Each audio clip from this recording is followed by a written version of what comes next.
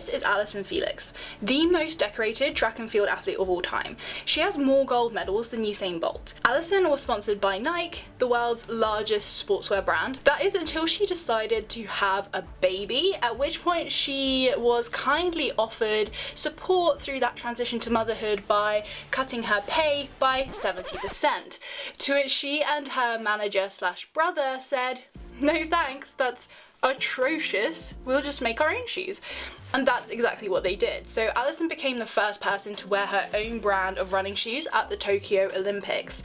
And that's how Saysh was born, the brand that's proudly promoting an intentionally sexist returns policy and designing to the tune of the slogan, "Women deserve better," even creating their own femiformity fit technology, which means that they specifically design shoes that are designed for women's feet. You may or may not be surprised to find out that before Saysh, running shoes marketed to women have just been modelled on men's feet. Caroline Criado Perez, who's the author of Invisible Women, if you haven't read that, then check that out. She talks about plenty of other cases where men have been assumed to be the default human being, like for example how seatbelts are designed. If she were here, she would be screaming, "Women are not tiny men," which is her particular catchphrase, and she would be perfectly justified.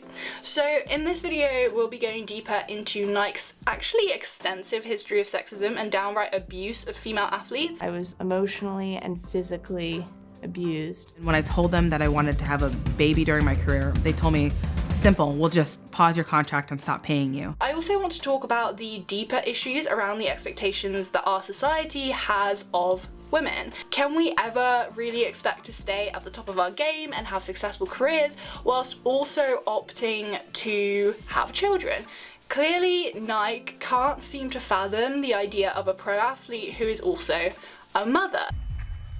Pro sports and motherhood? That's just crazy. And why is that? Let's explore. Oh, but there's a twist too, because while Saysh is built on female empowerment and that women deserve better slogan, frustratingly, it is still making some of the same mistakes as Nike. It's so painful, and since I've had that realization, it would be an injustice to you to not touch on that, so stick around until the end to find out more about that. Ready, set, go.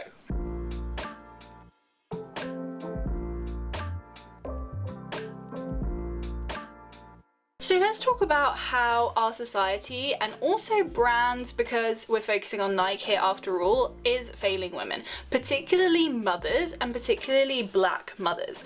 Allyson Felix's story is such a clear example of this. So when Allyson was pregnant with her daughter, she went in for her 32-week scan and was told that she would have to have an emergency C-section, which meant that her daughter was born 2 months premature and had to live in the NICU. The complications that she herself experienced really woke her up to the experience of women, particularly black women, during pregnancy and childbirth. But what I've since learned is that African American women are 4 times more likely to die in childbirth and twice as more likely to have complications. So that fact was made even clearer to Allyson when her teammate Tori Bowie died due to complications during childbirth as well. Okay, but how does Nike come into this, right? Well, as Allyson highlighted in the New York Times article that really blew up this story in 2019, brands like Nike are run by men who don't understand what women need. And so Allyson had been sponsored by Nike for several years before she became pregnant, but suddenly when it came to renegotiating her contract after her daughter was born, they were offering her a 70% pay cut. So all of these things combined turned Allyson into an activist for women's rights, and in particular black women's rights and maternity rights. But of course, when she dropped Nike and very publicly sort of destroyed them, she was going to need something new to actually run in. And that's when she and her brother decided that they were going to create their own brand of footwear specifically designed for women, which is how Saysh was born. She wore her own Saysh running shoes to the Tokyo Olympics, as I mentioned, to become the first person to actually wear their own brand of shoes for a race. I have a lot more to say about Saysh later on in this video, so we'll go into more details about that in a minute. But Allyson wasn't actually the only one speaking out about the lack of maternity rights in the industry around 2019. It was particularly a hard time for Nike. Alysia Montano, also an American runner who was sponsored by Nike, shared a really similar story also with the New York Times. If you Google Alysia Montano, the first picture you'll probably see is of her running pregnant, 8 months pregnant in 2014. I hadn't heard of this story before, but it's pretty incredible. I found it fascinating because on the one hand, that is just a woman's natural body, right? In a state that a lot of people will tell you is like the most important that a woman's body could ever play. But it feels so out of place on a running track with her usual little running outfit, right? And why is that? It's because we never see women in this part of their life doing anything remotely this impressive or even potentially dangerous, or at least it's not promoted or it's not advertised to us at all. You kind of choose to become a mother because, of course, all women choose to become mothers, right? Right? And then at least once you start showing, you stop being the person that you were before. You're now just a pregnant woman and then a mother. It doesn't matter if you were a world champion or a CEO before, you're just supposed to sort of give it all up. And so we don't see pregnant women in the same spaces that we see non-pregnant women, spaces that they would have naturally occupied just a few months before. They're sort of expected to withdraw from their careers, from their friends, from their social lives. Alysia reversed this erasure of this part of women's lives, which is apparently so natural and beautiful, but only in the specific contexts of motherhood as your only identity. I wanted to turn stereotypes about pregnancy upside down. Exercising through pregnancy is great for both the mom and the baby, and I wanted to show people that you can be a mother and still have a successful career, even in sports. She commented that Nike treated pregnancy like an injury, which is crazy to me, because how can we call motherhood and pregnancy the most beautiful, natural, wonderful experience, whilst at the same time treating it like an injury when the woman actually steps in and asks for some basic rights and to be treated as a person apart from her child and her associated motherhood. Some men will undoubtedly say that the fact that these women feel they need these special maternity rights that of course men don't need is just proof that they're not meant to be athletes, that their bodies are clearly telling them that it's not natural for them to have a career at the same time as having a baby. But then at the same time, they fail to support women during pregnancy, especially black mothers. It's the same as when people say that they are pro-life and anti-abortion, but then they don't do anything to try to support women who do get pregnant, or support children, or support childcare, or support young mothers. It just doesn't add up. You can't say that these female athletes should be at home having babies and then do nothing to support that either. Like, you just want women to lose, surely. But the funny thing is that Alysia just kept on winning. She actually won a national championship whilst nursing her baby 10 months postpartum. Some of the stuff that she mentions for the New York Times article is incredible. My mouth was actually wide open watching this, so have a look. They weren't sure if I was going to be able to return after my pregnancy. I proved them wrong. I won a national championships at 6 months postpartum. I won another national championship at 10 months postpartum while still nursing my baby girl. I showed up to the World Championships in Beijing, China, still nursing my daughter, and pumped for 10 days so that I can ship my milk back to my daughter in the States. I mean, men could never. Like, are you joking? She was breastfeeding her baby whilst winning world championships, and these brands were like, nah, she doesn't deserve basic rights in healthcare. What? Anyway, fortunately, following the media storm that Allyson and Alysia created, Nike and 3 other athletic apparel companies added maternity protections to their policies. Nike now guarantees an athlete pay and bonuses for 18 months around their pregnancy, so I guess that's a win. But that's not the end of the story. Oh no, it's not just about maternity. Something related that Alysia Montano has addressed is the fact that Nike put on a good show with their advertising to make you believe that they are all about female empowerment and encouraging girls to be strong and brave and take up sports just like boys, right? But these ads use language like, it's only crazy until you do it and dream with us, trying to tell us that they're empowering girls to be athletes, to be fast and to be strong and do all these things that boys can do, just conveniently leaving out that so many women will also want to be mothers, and there's nothing wrong with that either. It's not like feminism came along and suddenly like all we want to do is play basketball and sit in boardrooms and do all the things that the guys do. That's just, it doesn't make any sense. Biologically, women will always need special consideration because their bodies literally create children and men's don't. Men can do their part and then they can just leave if they really want to, which, by the way, is terrifying. The older I get, the more I'm like absolutely appalled by the fact that that is just a possibility. To ignore the fact that women do need additional support to become mothers and still remain like independent persons in their own right is not feminism, it's not equality, it's not putting everyone on a level playing field, and it's doing a disservice to women. In fact, it's not really enough to open the doors to invite women into these male-dominated spaces and then say, here you go, have at it, because those spaces have been designed for men. And you will always get these men that weaponize women struggling in those spaces as if it's evidence that women just can't hack it in those spaces, rather than seeing it as a reason to adapt the space itself, right? So whilst it's a win that women are on the field at all and getting sponsorships and are in the adverts for massive brands like Nike at all, it's simply not enough, because it's just taking a woman and putting her in the same box that men were in. But she doesn't fit because she's a woman and not a man, and that should not be surprising. Nike thinks that to dream crazy is to dream that women can do all the things that men can do and be in all the same spaces, but apparently that's not the crazy thing at all.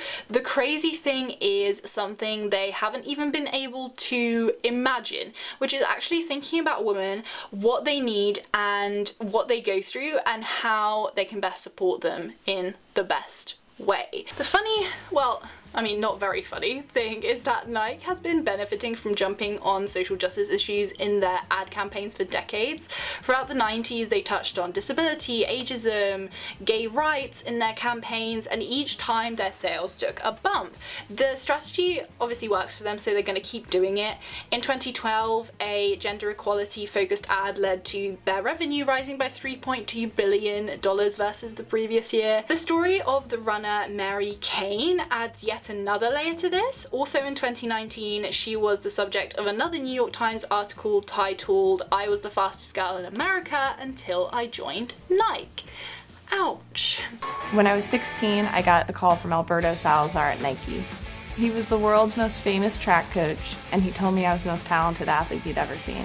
During my freshman year in college, I moved out to train with him and his team full-time at Nike World Headquarters. It was a team of the fastest athletes in the world, and it was a dream come true. Her all-male coaching staff decided that she had to get thinner and thinner and thinner to get better, and this was supposedly the best training program in America, endorsed by Nike. This Nike team was the top running program in the country. And yet we had no certified sports psychologist, there was no certified nutritionist. It was really just a bunch of people who were Alberto's friends. So when I went to anybody for help, they would always just tell me the same thing, and that was to listen to Alberto. She lost her period for 3 years, which is a condition called amenorrhea, and is actually really common with pro athletes because of overtraining. But as a result, she didn't have enough estrogen in her body, which is needed to maintain strong bones, which you would think is pretty vital for pro athletes, and she ended up breaking 5 bones. And this program, remember, was endorsed by Nike. Like, all the coaches were endorsed by Nike. They made her do these things that made her want to not continue to go on existing. I wasn't even trying to make the Olympics anymore. I was just trying to survive. With the sway that Nike has over track and field, it needs to do better for women, rather than just make more #empowering ads. Mary says that Nike needs more women in power, and she also wonders what her situation would have been like if she had more female coaches and a female nutritionist, rather than being coached by this guy Alberto Salazar, who was banned from the sport for 4 years following a doping scandal. In September of 2019, the Oregon project that she had been a part of was actually shut down. But despite this, Mary says that those reforms are mostly a direct result of the doping scandal. They're not acknowledging the fact that there's a systemic crisis in women's sports and at Nike, in which young girls' bodies are being ruined by an emotionally and physically abusive system. Before we get into the final chapter of this saga, if you're enjoying this video, please do leave a like and subscribe if you want to see more content like this on your feed. I put a lot of research into these videos, so I would really appreciate it. Thank you so much. So we've talked about pregnant women, mothers, young women just starting their careers, but there's a group of women who always go under the radar, and that's the garment workers making the products that brands like Nike are selling, because 80% of the people making our clothes are women, and the way that Nike treats women in its supply chain is actually appalling. And it's not the first time that I've talked about this on my channel. I've made a whole video about Nike sustainability and ethics claims and how it holds up to scrutiny. Spoiler, not very well. You can watch that video next after this. I will link it here. But some of the highlights I dive deeper into in that video include things like how the Clean Clothes campaign states that it would take just 10 cents more per garment for Nike to provide a living wage for its garment workers, which is literally just a drop in the ocean for them. They make tens of billions of dollars every single year. A wider issue that involved a lot of other fashion companies, including Nike, was the arrival of the pandemic, of course. Clothing companies experienced a drop in demand, which led to a lot of big brands cancelling orders with suppliers and refusing to pay even for completed orders. This led to workers being dismissed in droves. In Bangladesh, nearly 3/4 of furloughed workers and 4/5 of dismissed workers were denied pay in March 2020. So Nike has been involved in wage theft, to put it simply. Nike has also refused to allow the Workers' Rights Consortium to independently monitor its factories. For all of these reasons, plus the fact that Nike spends in excess of $1 million a year on political lobbying, the ethical consumer is not too thrilled with Nike, referring to allegations of forced labour in their supply chain, failure to provide a living wage, and also gender discrimination in their assessment of the brand. Even if it wasn't the case that they were mistreating the athletes that they sponsor, Allyson Felix and Alysia Montano and Cain would have had really good reason to remove themselves from being associated with the brand just purely based on their ethics. Granted, I'm sure it's not easy to turn down the world's largest sportswear brand when they come offering you a contract, but ultimately that is what all of these athletes did. They cut ties with Nike. As I mentioned earlier, Allyson Felix went on to create her own brand, Saysh, and the whole reason that I was inspired to make this video was because I saw their intentionally sexist returns policy campaign on Instagram, which means that if you have a pair of their shoes and then you get pregnant and your feet change size, which is really common, then you can get a free pair of their shoes sent out to you. Also, their shoes are designed to be specifically modelled on women's feet, whereas most shoes are modelled on men's feet. So at a glance, everything about the brand is saying that they value women, that they're for women, by women, and that they think that women deserve better, which is really great. And I found it really refreshing. But is Saysh any better when it comes to transparency about who makes its products, where they're made, what materials are used, and how much their workers are paid? Because Allyson's slogan might be "women deserve better," but if that sentiment doesn't actually extend to the people in her supply chain, then it's an empty promise, essentially a marketing slogan, and little else. And also, We have to remember that women are disproportionately impacted by the climate crisis as well. So really, if you want to be supporting all women in the world, then Saysh should be doing its part to be eco-friendly, using better materials, not using fossil fuels, and reducing waste in their packaging and things like that. A lot of the stuff that I talk about in other videos on this channel. So I decided to take a deep dive into Saysh's website to see if I could find answers to these really key questions, and see if they specify where their products are made, who makes them, what they're made from, and what impact they have on the environment. And it broke my heart to find basically nothing on their site to answer any of these questions. I was really rooting for them. But on their sneakers products page, they mention a lot about some good initiatives, but they give no supporting evidence or details about any of them. So they say, crafted with the planet in mind, our footwear marries environmentally friendly materials with conscientious processes.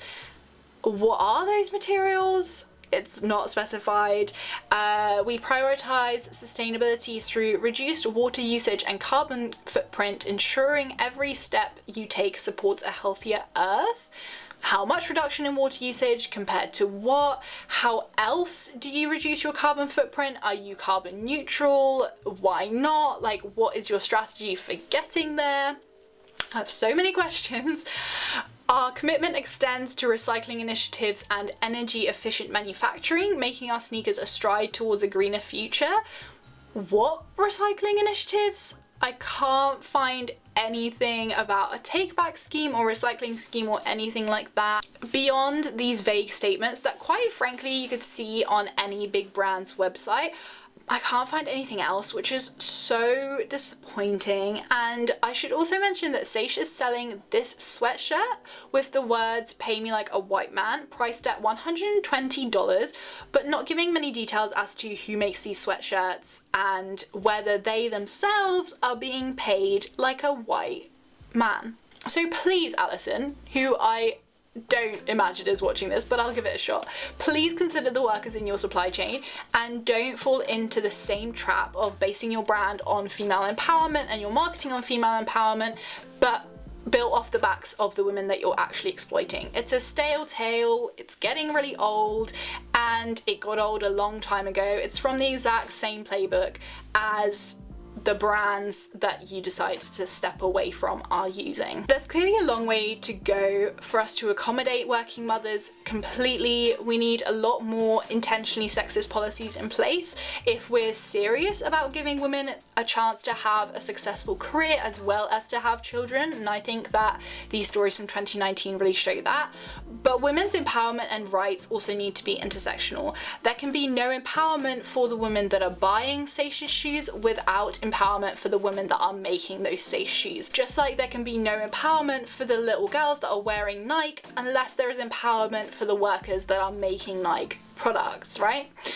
I think the fact that Saysh has not prioritized transparency and sustainability from the start when founding this new brand, based on what they've said is sort of progressive values, really demonstrates how the clothing industry clearly has a transparency problem from the start. Because even in these mission-led businesses that are set up with the explicit intention of creating something that's better for women and for treating people with respect, transparency and sustainability seem really low on the agenda.